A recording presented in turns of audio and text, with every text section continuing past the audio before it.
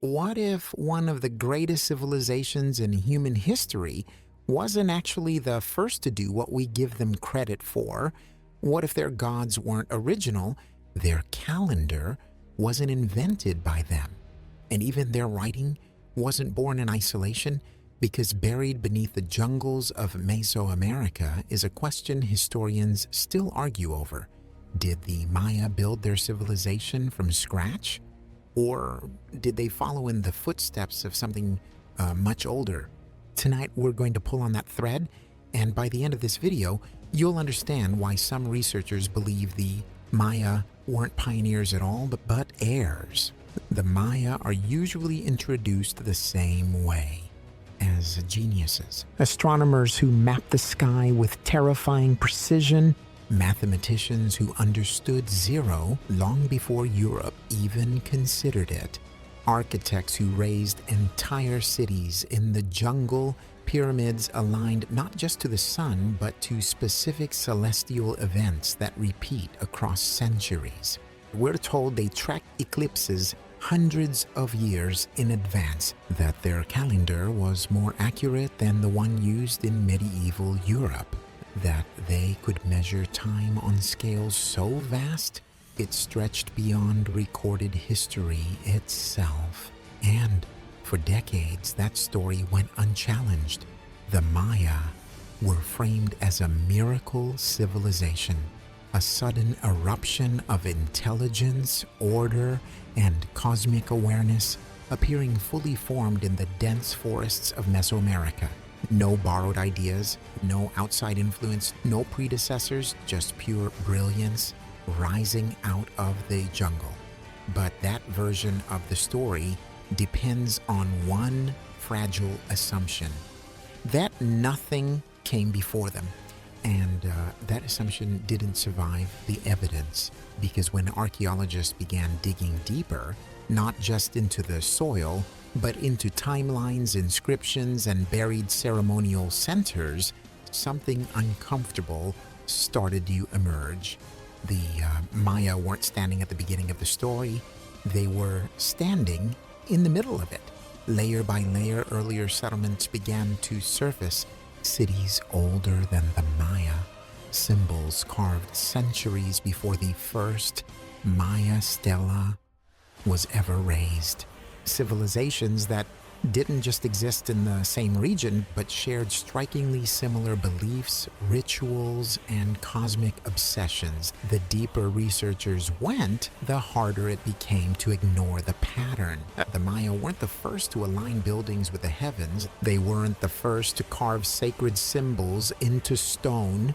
They weren't even the first to imagine time as something cyclical, divine, and measurable. In fact, some of the very ideas we credit the Maya for, their gods, their calendars, their architectural logic, appear in the archaeological record hundreds, sometimes thousands of years earlier, and that's where the narrative begins to crack. Because if the Maya inherited even part of their knowledge, then their story isn't about sudden genius. It's about continuation, about knowledge passed quietly across generations, about ideas that survived long after their original creators were forgotten, about a civilization that didn't rise from nothing, but stood on foundations already laid deep beneath the jungle floor. The Maya were extraordinary, but they weren't alone, and once you see that, the real mystery isn't how brilliant they were, it's who came before them, and how much of their legacy still remains buried, waiting to be rediscovered, long before the Maya built their first pyramids, long before the names Tikal, Palenque, or Chichen Itza meant anything at all. Another civilization was already shaping the spiritual and cultural blueprint of Mesoamerica, the Olmecs. They emerged around 1500 BCE. More than 1,000 years before the Maya reached their height, and despite how history often treats them, the Olmecs were not a primitive society stumbling toward complexity. They were already there. They constructed massive ceremonial centers in the lowlands of what is now southern Mexico, places deliberately positioned, carefully planned, and ritually charged. They carved colossal stone heads from basalt boulders hauled across vast distances, each weighing tens of tons, each requiring engineering knowledge, organization, and labor on a scale that doesn't belong to a simple culture. But stone heads were only the surface. Beneath them was something far more significant, a belief system. The Olmecs developed a complex religious worldview centered on transformation, duality, and cosmic balance. Humans becoming gods, animals becoming symbols of power, the natural world acting as a bridge between the earthly and the divine. And this is where things start to feel uncomfortably familiar, because many of the elements we associate almost exclusively with the Maya appear first in Olmec territory. The jaguar, not just as an animal, but as a divine figure tied to rulership, night, and the underworld, dominates Olmec iconography centuries before it becomes central to Maya mythology. The feathered serpent, later known as Kukulkan to the Maya, appears in early Olmec carvings as a powerful otherworldly presence. Even the ritual ball game, a sacred contest tied to death, rebirth, and the movement of celestial bodies, shows up in Olmec sites long before the Maya ever built their grand courts. And then there's writing. Fragments of symbols, repeating, structured, intentional, appear on Olmec artifacts, suggesting the earliest stages of written communication in the region. Not decoration, not art, but meaning. Some scholars believe even the conceptual roots of Mesoamerican calendars trace back to Olmec systems' early attempts to measure time, ritual cycles, and cosmic order. Which brings us to the question no one likes to ask.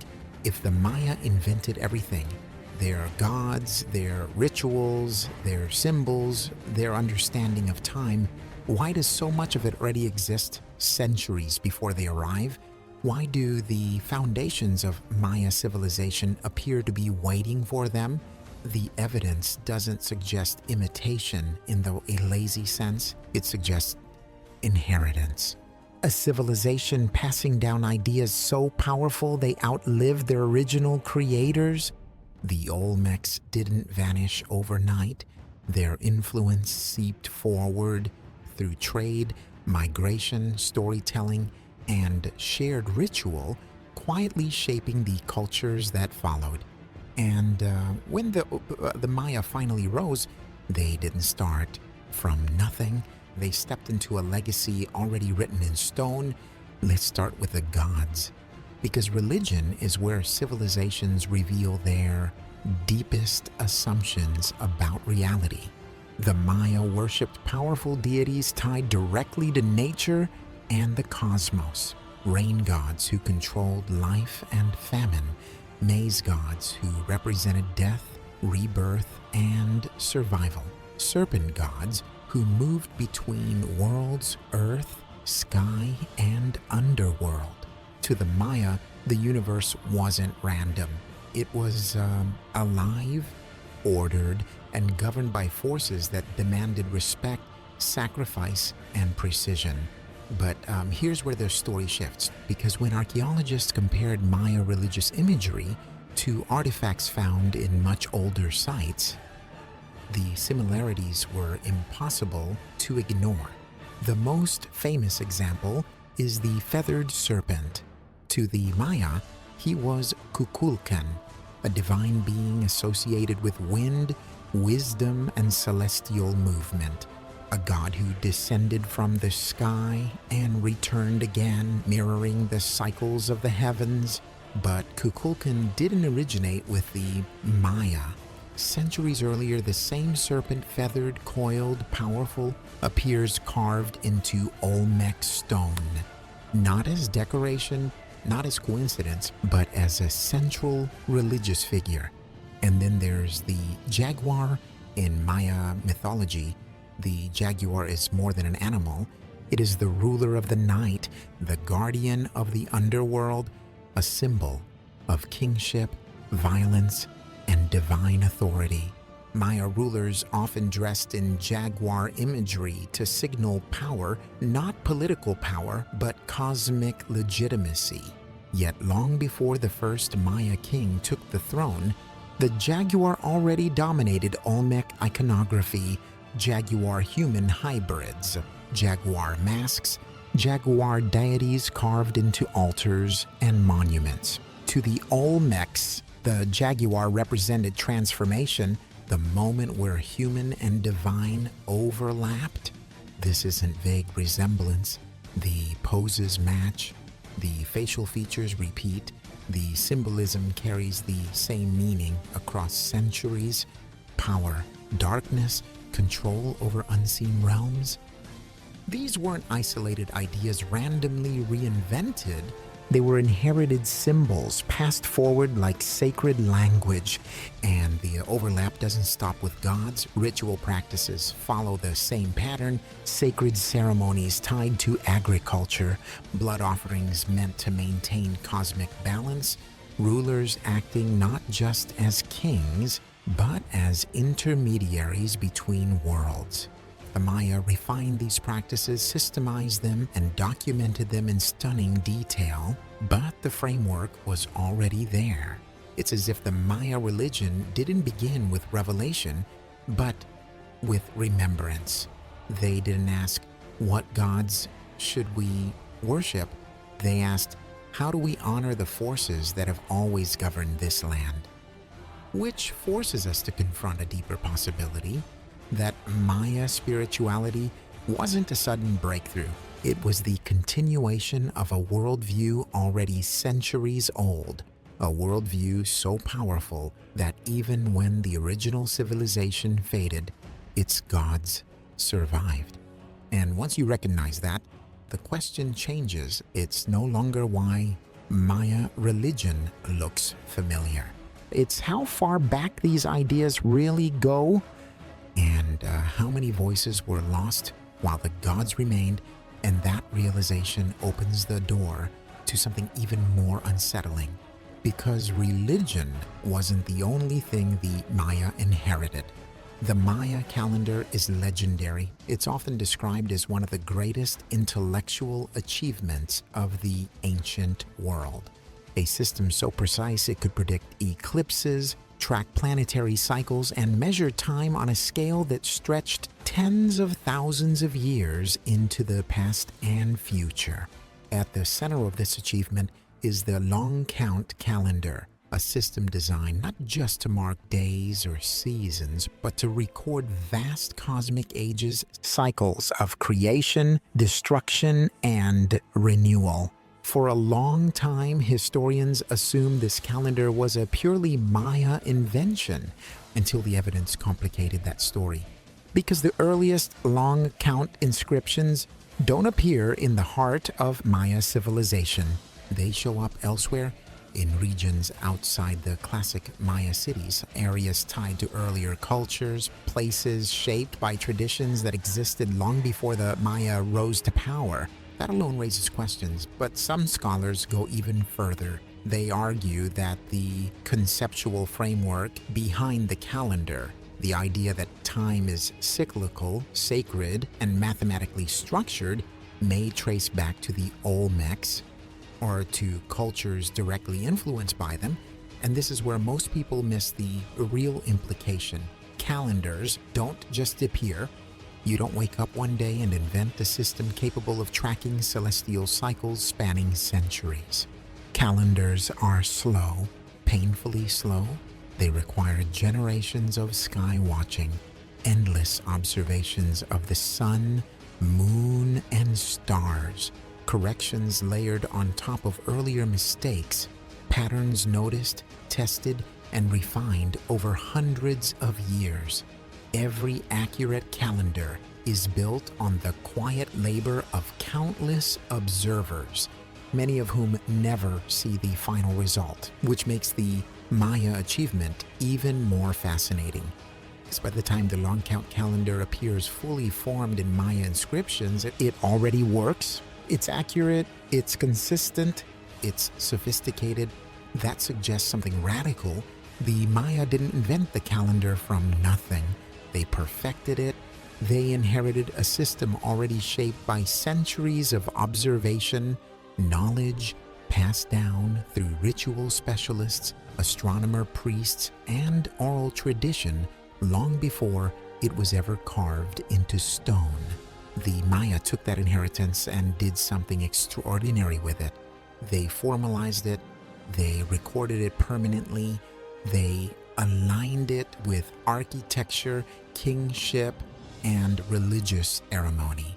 Time itself became sacred infrastructure, but the roots of that system stretch deeper than the Maya, back to cultures whose names are barely remembered, back to observers who watch the same sky, track the same stars, and ask the same questions about existence and order. So when we admire the Maya calendar, we're not just looking at a stroke of sudden genius. We're seeing the final form of a much older conversation between humanity and the cosmos. A conversation that didn't begin with the Maya, but reached its most refined expression through them. And once you accept that, the calendar stops being just a tool for measuring time. It becomes evidence. Evidence that the Maya were not isolated inventors, but heirs to one of the longest-running scientific traditions in the ancient world. Which leads to an even bigger question. If time itself was inherited, what else was passed down unnoticed across the centuries? Maya hieroglyphic writing is one of the most complex writing systems ever created in the ancient world. It's not a simple alphabet. It's not a set of basic symbols. It's a dense, multi-layered system combining phonetic sounds, whole words, and abstract concepts, capable of recording history, astronomy, ritual, politics, and myth with extraordinary precision. For a long time, scholars believed this system was entirely unique, a linguistic miracle that emerged in isolation with no ancestors and no clear developmental trail. Then archaeologists found something older. In regions once dominated by the Olmecs, carved symbols began to appear on stone, pottery, and ceremonial objects. At first, they were dismissed. Primitive markings, decorative motifs, religious iconography without linguistic structure. But as more artifacts surfaced, the pattern became harder to ignore. These symbols weren't random. They repeated. They appeared in consistent groupings. They were arranged in deliberate sequences. In other words, they behaved like writing. The discovery that changed everything came from a single stone slab known as the Cascajal block, dated to around 900 BCE. This artifact predates the earliest known Maya writing by several centuries. Its surface is covered with dozens of unique symbols, some abstract, some stylized, some unlike anything seen in later scripts. But the key detail isn't what the symbols look like, it's how they're organized. They're arranged in rows. They repeat across the surface. They follow a consistent directional flow. These are not the characteristics of decoration. They are the fingerprints of structured communication. While the Cascajal block hasn't been fully deciphered, most researchers agree on one thing. This is not symbolic art. It's an early writing system, or at least the ancestor of one, and that realization forces a reevaluation of everything we thought we knew, because writing systems don't appear fully formed.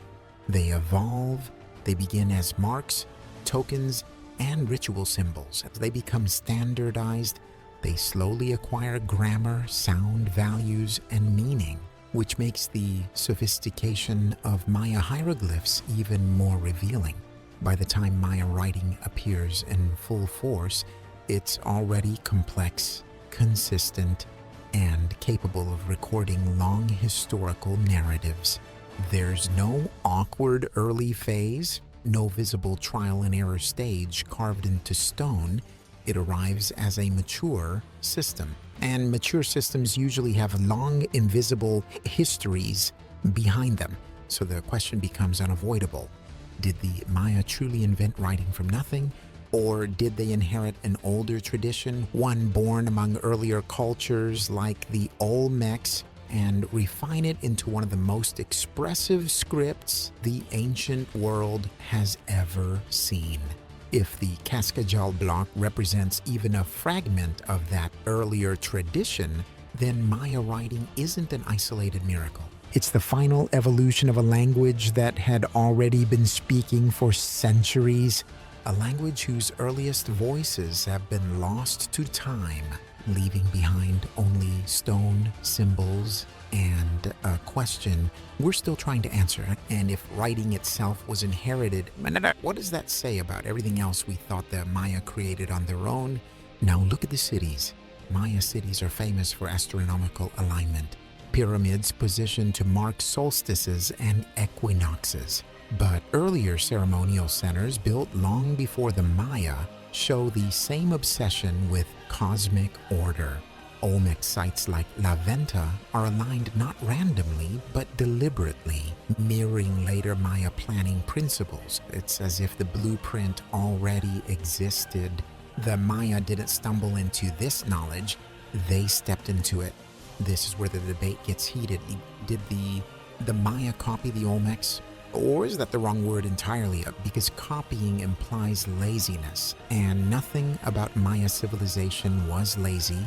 A better word might be continuation. The Olmecs may have laid the foundation, religious concepts, symbolic language, cosmic worldview. The Maya then expanded it, systemized it, and pushed it to extraordinary heights, like inheriting a half-written manuscript and turning it into an epic. Here's what makes this mystery even deeper. There's no clear moment where one civilization ends and the other begins. No collapse, no invasion, no clean handoff. Instead, there's overlap, trade routes, shared iconography, gradual evolution, which suggests the Maya didn't suddenly appear. They emerged, shaped by generations of inherited knowledge passed quietly across centuries. So why does this matter? Because history loves lone geniuses. We want civilizations to appear fully formed, as if brilliance explodes out of nowhere. But real history doesn't work that way. Progress is layered. Knowledge is passed down. Ideas survive even when names are forgotten. The Maya weren't diminished by following in someone else's footsteps. They were elevated by it. So did the Maya copy the Olmecs? No. They did something far more powerful, that they listened, they observed. They inherited a worldview that already understood the sky, the land, and time itself, and then they refined it into one of the most sophisticated civilizations humanity has ever seen. Which leaves us with one final thought. If the Maya were heirs to an older knowledge, how much ancient wisdom is still buried beneath the stories we think we understand? And how many other civilizations were never truly alone?